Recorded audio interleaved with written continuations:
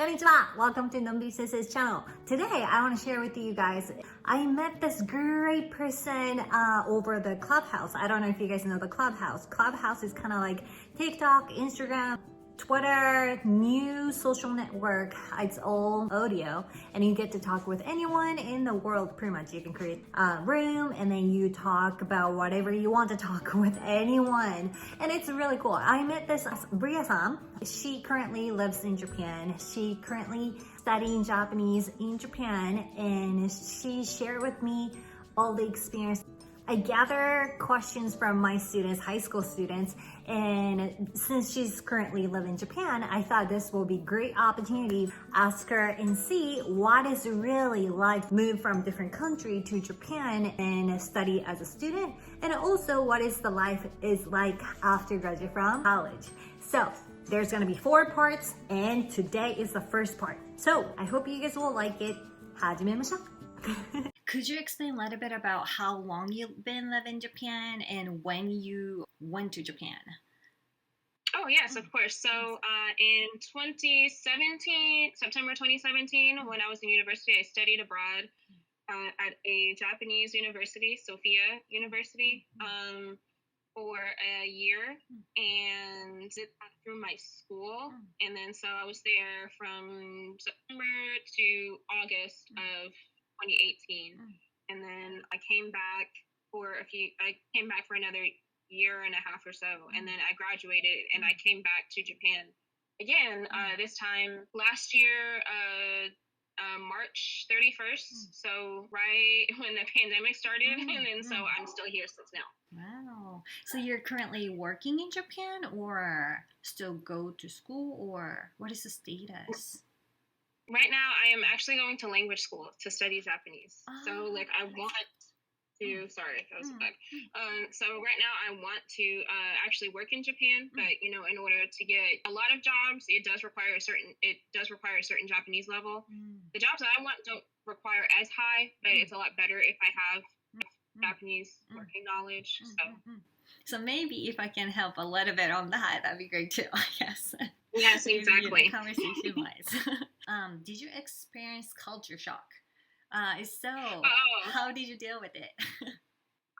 So actually, I would say, I would probably say most people who come here, from a Western country probably do. I actually didn't. For a few reasons, because whenever I picked to go to Japan, I knew I wanted to study abroad. Like, I had the opportunity to study abroad, and I knew I wanted to do something. I just didn't know where I wanted to go. And so, and I was I loved anime growing up, but I was not that big of a fan as I think a lot of other people are. And so, I was like, oh, well, why not? Let's just go to Japan. But also because, it's like in the U.S., people study abroad. Everyone goes to Europe. Right. And, which not to like Europe, it's great. I've been 3 times already, but, I was like, I want to go and experience, a non, Western country, a place that's, just very different from mine. And then so I decided to pick Japan. And I don't think I really had a culture shock, mostly because I didn't have a lot of expectations of what the country was like, if that makes any sense. I didn't look up, life in Japan, what it's like living in Japan and blah, blah, blah, blah, blah. I was looking up stuff very, practical, technical stuff, what medication can I bring? How do I handle insurance? What is insurance? And how do I pay insurance? Stuff that I, at the time at 19, living at home, I never had experience with. So I was how to use the train, how to get a train pass. That was stuff that I was looking up, and I didn't look at people living in foreigners living in Japan, YouTube and what their life is like, I guess. And because I just didn't think to do that. I was just like, how am I going to use the train? I've never used a train before. And then you will see it, and then you will.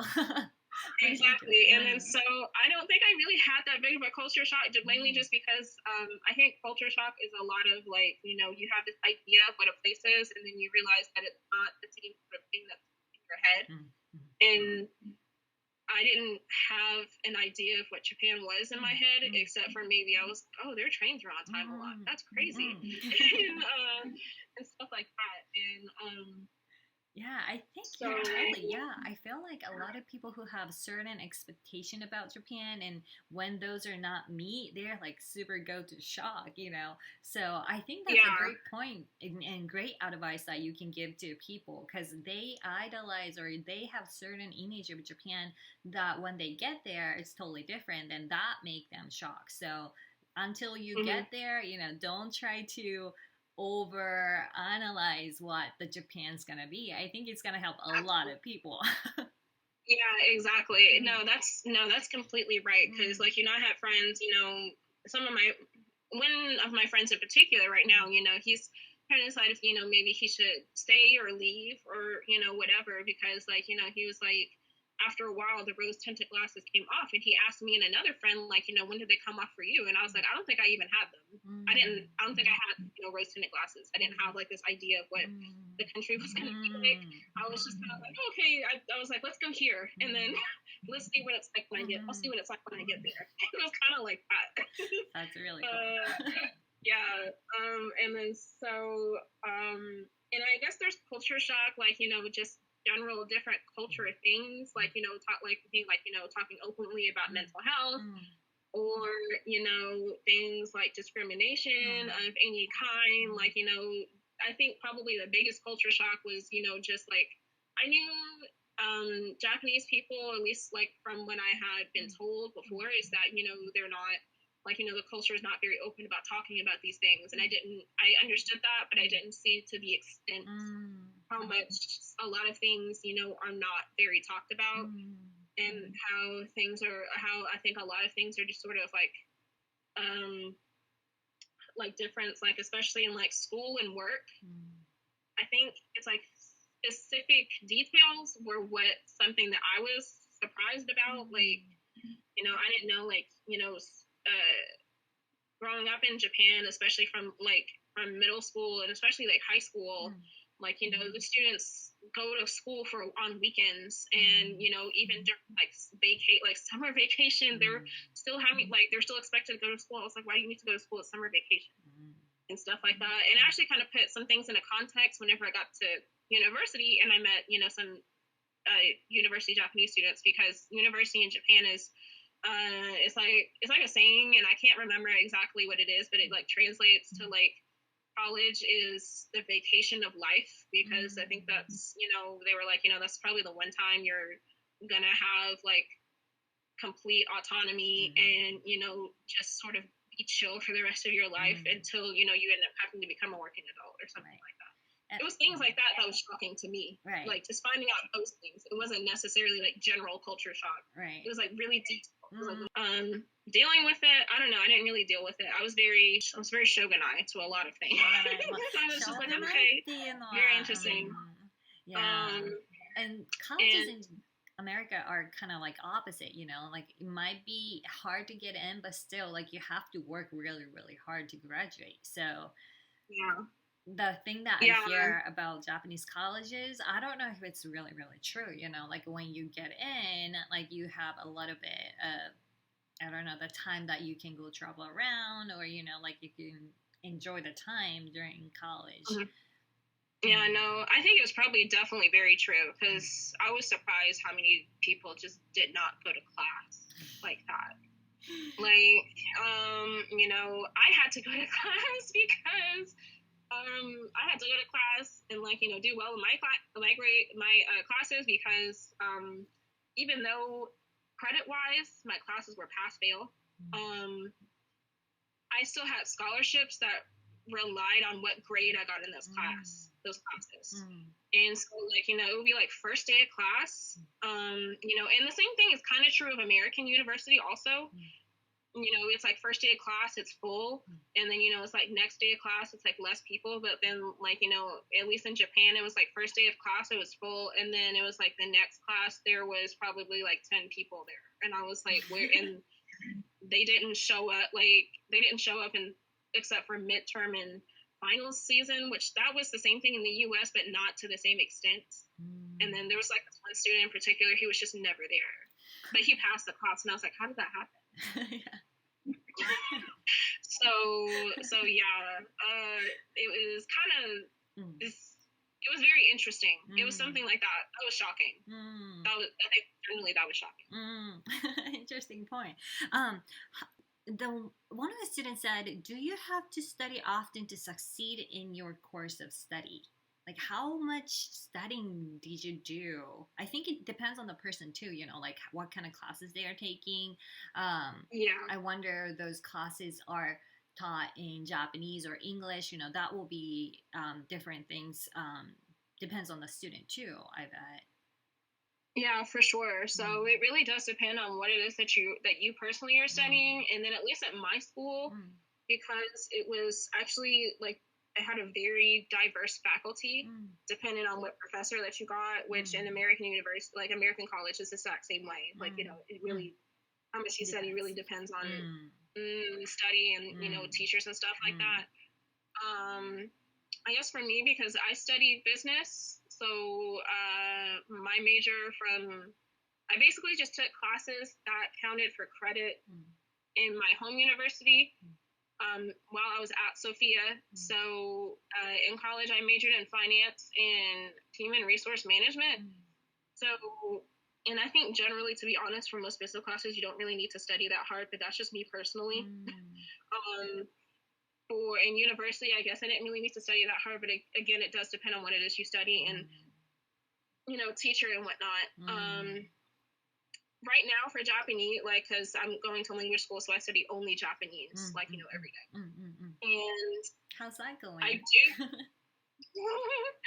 I do need to study, and I'm somebody that in high school I did not study at all, and college it does teach you that you actually do need to study for things, and now in language school I do study, but I know how to study what is right, how to study for me, and I think it's not necessarily there's one good way to study in general, and especially Japanese. You just have to find the one that works best for you. So it's hard, yes, but once you get your own groove of it, then it's not so bad. What are the good colleges there? Do you have any recommendations for college for people who come from outside of Japan?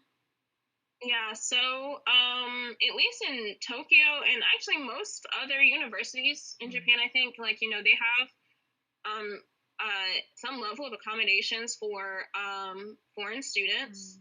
And so I went to Sophia University.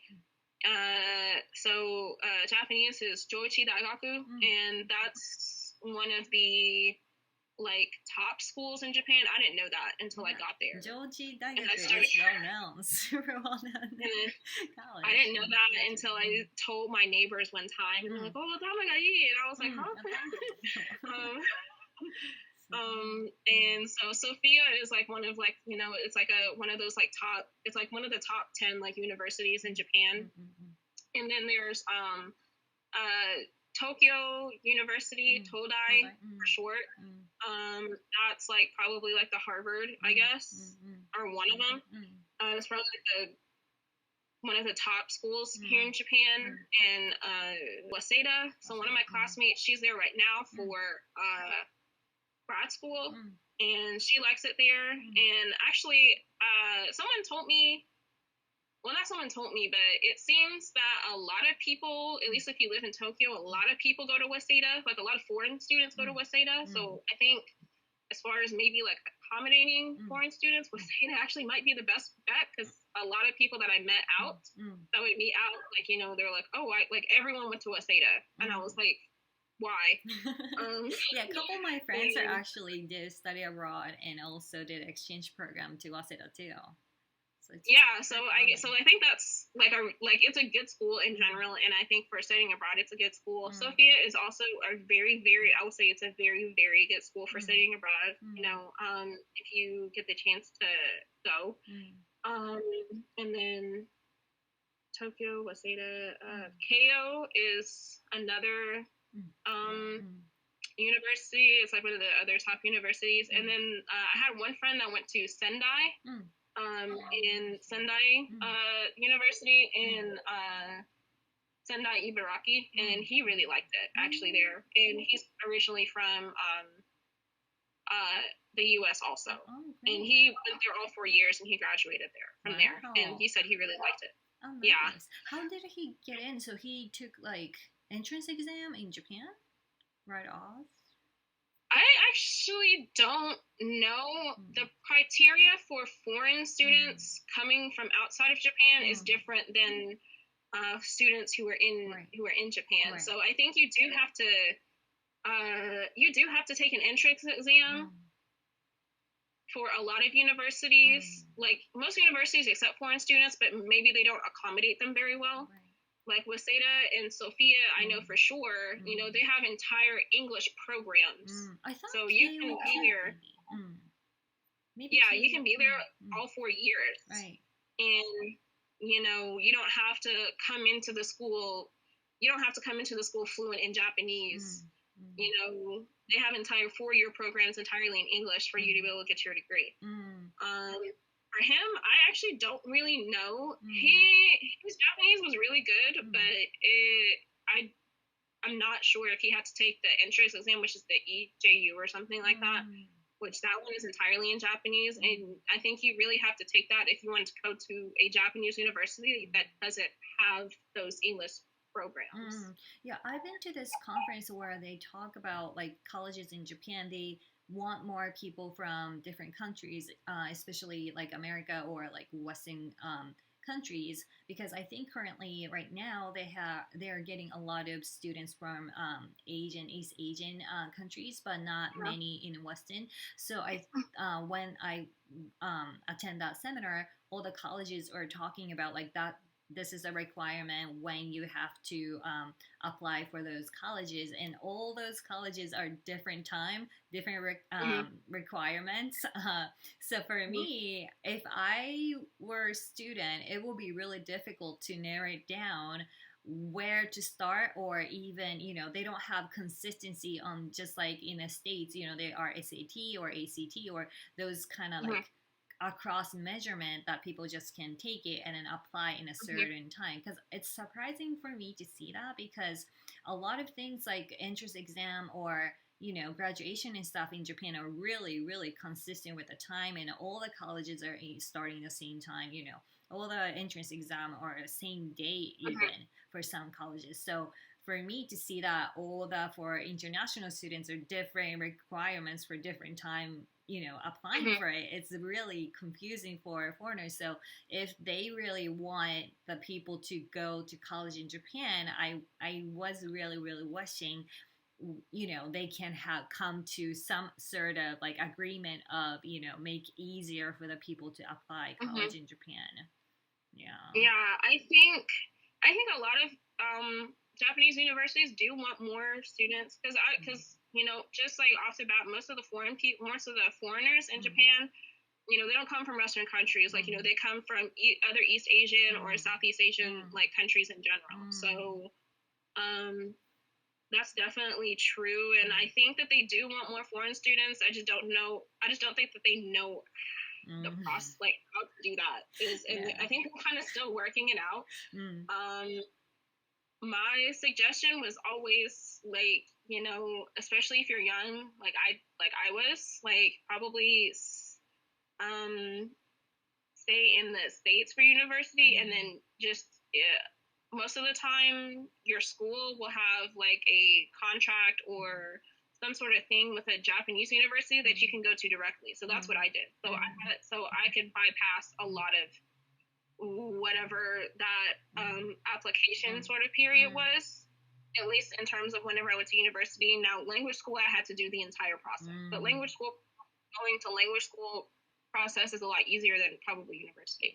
But yeah, I would, but like everything you said was very true, because whenever I saw like things like application period and they require, each school requires different things, and a lot of them aren't even academic related, and I'm like, okay. Yeah, I know.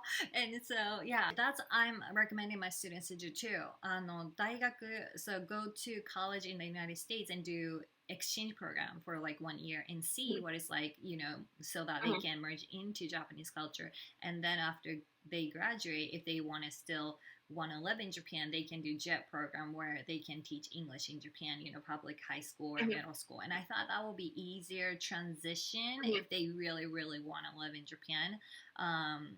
Even though a lot of colleges. Oh no, sorry, go ahead. Oh, sorry.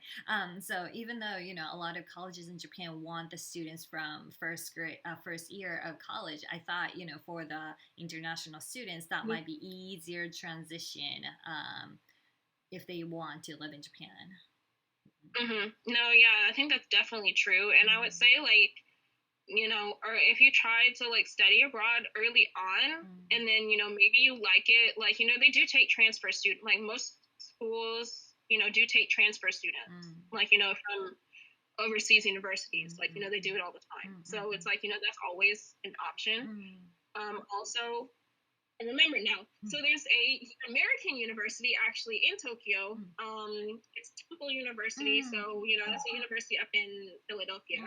They have a Japanese campus. They have a Japanese campus here in Tokyo that you can actually apply straight to that one. And you can actually apply straight to that university and, like, go to their campus there.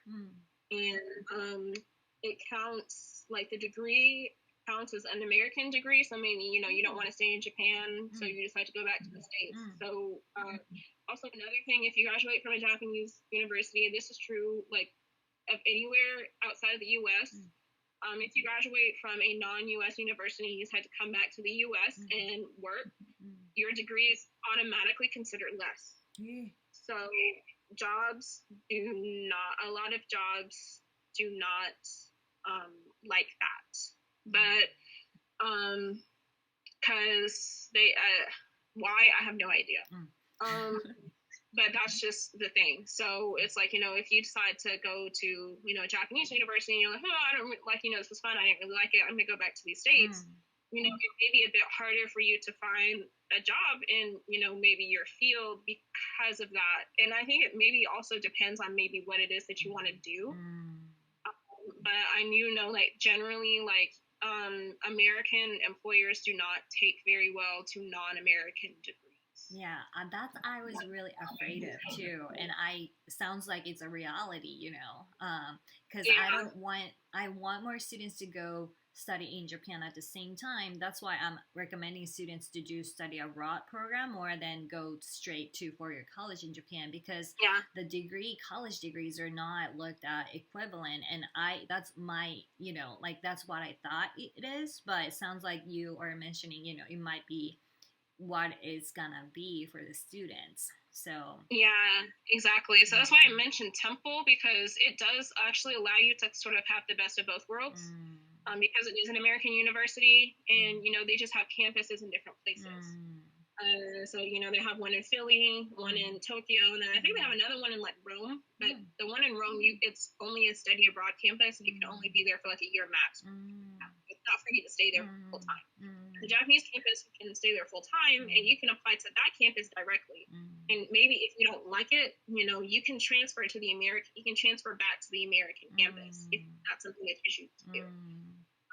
And yeah, I wish there are more, like, I know there are sister colleges that they are in Japan and also in the States, they are more close to when it comes to degree too, so that, the people who want to go back and study in the States will have easier time, even though they have a degree in Japan. So I hope that will be solved soon. I think that's something that colleges in Japan can look at, and I think it's, something that I think it's a part of it. It's kind of like a reputation, or people in America don't know what is like, colleges in Japan and what it should be equivalent to, or, they should be considered exactly the same. I think it's a lot to do with awareness too. So I wonder if there are good solution, where the people who get the degree in Japan and come back to the States and can work at, higher corporation, or I don't know, like some job that it will be easy to get. I think more students will go to Japan and go college in you know, in Japan. So I wonder there are good solutions for that too, you know, in the future. Right. Mm. Right. Especially since, because, like, you know, in the US, like, we're not too big on names, but, you know, it would, you know, in the US, if you go to a university in Japan and then you come back, like, you know, you can say, oh, I went to Hodai, they're going to be like, okay, what is that? You know, even though in Japan, that's like the school to go to. Right. And they want foreign students, but truthfully, like, their main focus is, like, you know, people within Japan and their brand in Japan, and stuff like that. So I would like in the future to have something like that, or maybe even, like, you know, to see more maybe American universities sort of start to you know, do what Temple does, like, you know, have like maybe campuses abroad, or, you know, like you said, like sister campuses. So then, you know, you don't have to pick and choose between the two. Because Japanese University, because I went to Sophia, and that was like an Ivy League school, and that school was actually, I think it was cheaper than the small state school that I went to in Tennessee, which, you know, if we're saying that that's the equivalent to like a university Ivy League school that, you know, cost tens of thousands of dollars, like Sophia was probably only like $12,000 a year. And I was like, why didn't I come here before? But but then, you know, also you have the thing of, you know, just if you want to come back home, you know, maybe getting a job, or, you know, doing something later on, maybe a bit more difficult. Right. And I think when I went to the seminar, a couple colleges are actually offering, you know, to take care of students after they graduate from college. So trying to help them find a job or those kind of things. I thought that was a great, you know, thing that probably a lot of students go through like hard time with it if they go, you know, try to live in Japan after they graduate from college. So I hope that will be, you know, addressed a little bit more in the future with like different colleges in Japan, so that people actually go study in Japan and actually can work there too. I think that will be a really, really cool path. Yeah, that would be good.